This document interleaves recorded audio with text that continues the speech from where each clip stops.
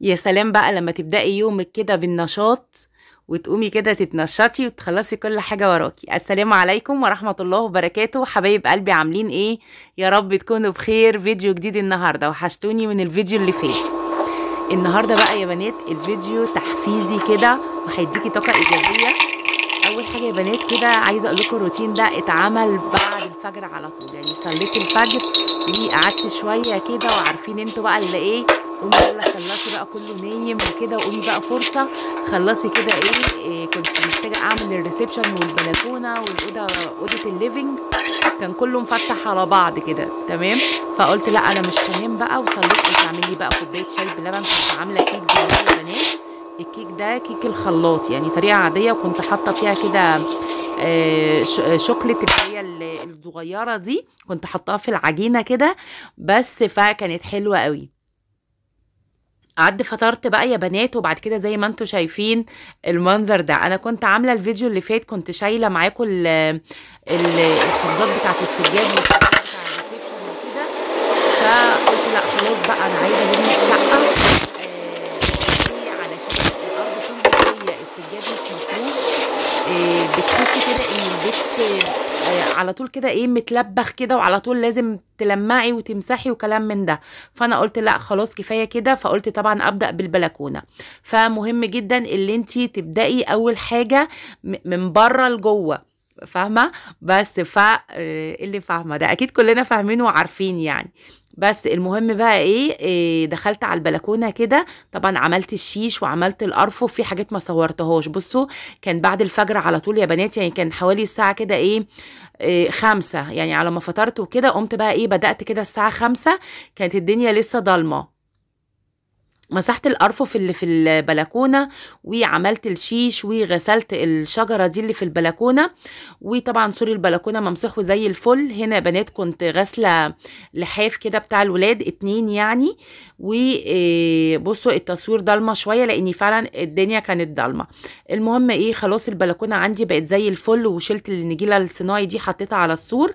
قلت بقى ايه نفضتها كده، وقلت الشمس ايه تطلع عليها الصبح يعني. تعالوا هنا يا بنات أوضة الليفينج دي فرشت الملايات دي ملايات عادية بيضة كده، فرشاها على الكنب. ولمعت الترابيزات برضو، وهمسح بقى ايه المع الارض كده. انا الاوضه دي كنت عاملاها قريب اصلا، والسجاده نقعتها كده في البانيو، وحطيت عليها كلوريكس الوان ومسحوق، وهغسلها وانشرها. تمام. تعالوا بقى ايه لمعت الارض بايه يا بنات، حطيت كلوريكس الوان، وحطيت معطر. المعطر ده فريده بريحه الفل. عايزه اقول لكم بجد ريحته فل الفل، ريحته حلوه جدا جدا جدا. انا جربت العود وجربت الياسمين وجربت الفل، للامانه كله احلى من بعض. الروايح حلوة جدا، بس كنت جايباها دي ب28 جنيه. فبحطها في المية اللي بمسح بيها الأرض. خففت برضو شوية كده في بخاخ عندي فاضي بتاع معطر، حطيت فيه شوية مية، وحطيت فيه المعطر ده، وبرضو برش بيه، ريحته حلوة قوي. المهم تعالوا ايه نمسح الشجرة دي. انا مش عايزة اغسلها بالخرطوم يعني في الحمام وكده بالمية كتير، علشان البوت بتاعها جبس. تمام. فجبت البخاخ ده فيه برضو شوية معطر وشوية كلوريكس كده ألوان وشوية مية، ومسحتها بالفوطة كده بقت زي الفل. هنا الأوضة عندي خلاص يا بنات تمام. وهنا البلكونة خلاص بقى سبتها تنشف لتاني يوم. بصوا النهار ابتدى يشقشق. انا نسيت اقولك حطي لايك للفيديو، وانزلي اكتبي لي بقى كومنت قمر كده اثبتي وجودك بيه. وشكرا ليكم، وشكرا لكل حد اشترك في القناه، وشكرا لدعمكم ليا، بجد ربنا يخليكم ليا. المهم بقى السجاده دي يا بنات كانت مغسوله، فانا هفرشها مؤقتا كده. تمام. بصوا ده البخاخ ده كان معطر فريدة، كان بالخوخ بس كانت فاضية، فحطيت فيها بقى شوية اللي هي الفل اللي انا جايباه ده، الازازة الزرقاء برضو فريدة، وخففتها بشوية مية. تمام. بقيت ارش بقى على الانتريه وكده، وعلى الشجرة، ورش بقى على الستارة. والاوضه عندي خلاص تمام. طلعت على الريسبشن، كنت فرشه معاكم برضو ده قريب، ولكن انتوا عارفين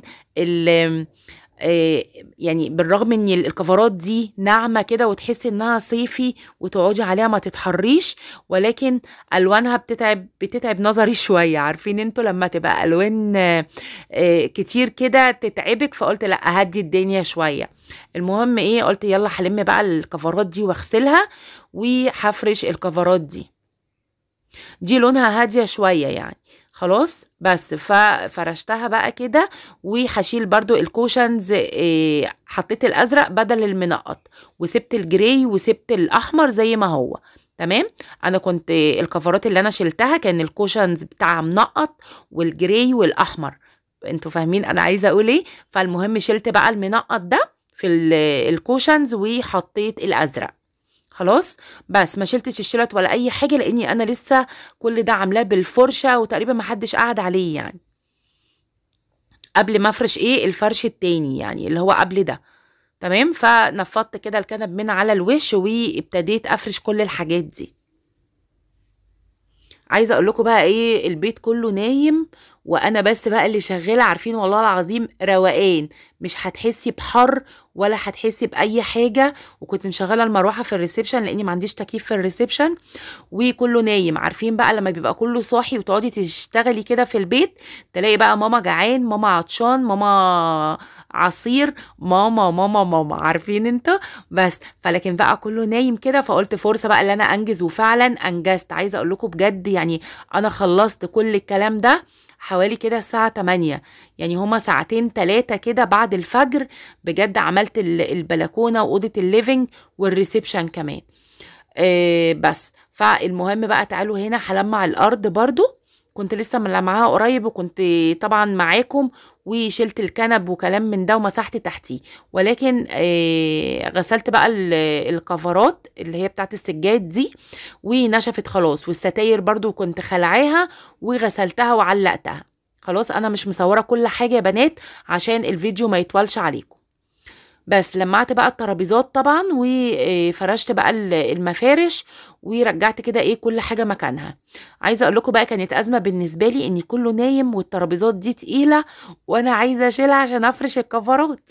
تمام. ولكن برضو اعتمدت على نفسي اعتماد كلي والحمد لله.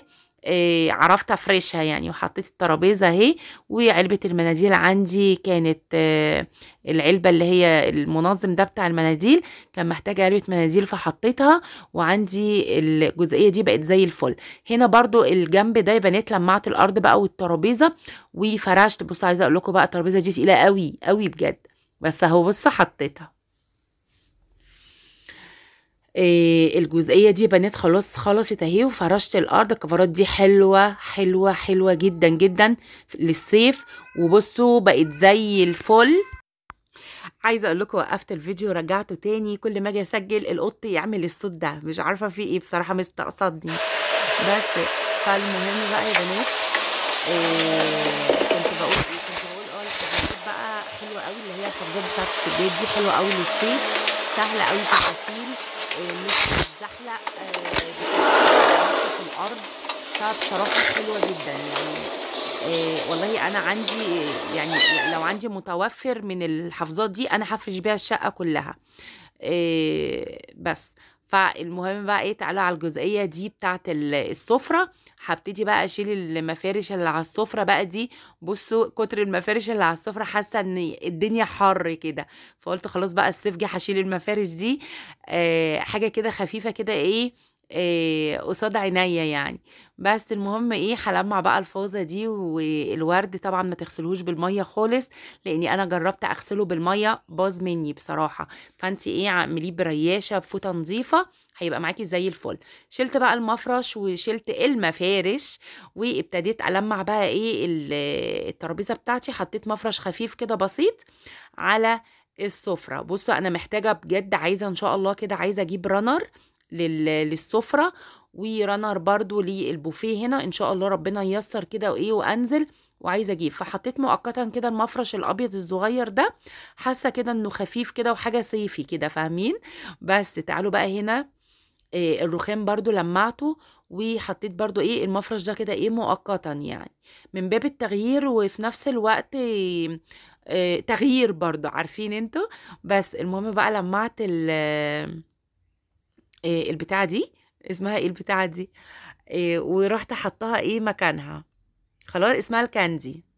بس فتعالوا بقى هنا هلمع بقى الارض. طبعا انا غيرت الميه يا بنات، غيرتها يمكن مرتين، لان انا عملت الجزئيه بتاعه الريسبشن وعملت الاوضه بتاعه الليفينج، وجيت بقى في الجزئيه بتاعه السفره غيرت الميه.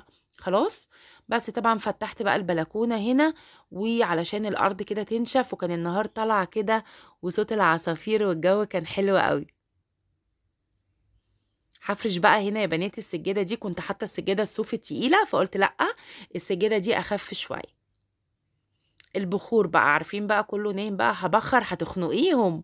لا مش هخنقهم، كل واحد مقفول الباب عليه. وفتحت بس البلكونه بتاعت الريسبشن والبلكونه بتاعت اوضه الليفينج، وايه مفتحه بقى. فهي الجزئيه بس دي اللي انا نضفتها وفرشتها، هي دي بس اللي انا ايه هبخرها.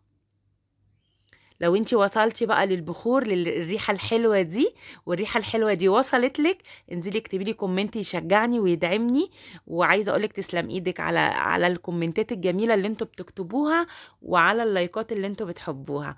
واتمنى بجد ان الفيديو يكون اداكي طاقة كده. وبجد احلى روتين بجد يعني. عارفين عاملاه في هدوء كده، وعاملاه بروقان من الاخر كده، ايه عاملاه بروقان يعني.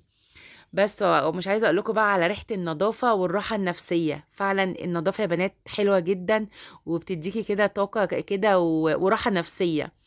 بس فتحت بقى طبعا البلكونه. مهم جدا ان انت تفتحي البلكونات كده وانت بتبخري. ده الفيديو يا بنات بتاع النهارده، اتمنى ان هو يكون عجبك. حطي لايك، والسلام عليكم ورحمه الله وبركاته.